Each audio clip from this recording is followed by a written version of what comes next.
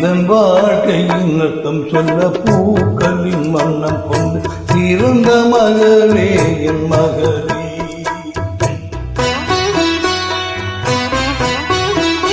நான் வாழ்ந்தது கொஞ்சம் அந்த வாசத்தில் வந்து விட்டு உயிரில் கலந்தாய் என் உயிரே.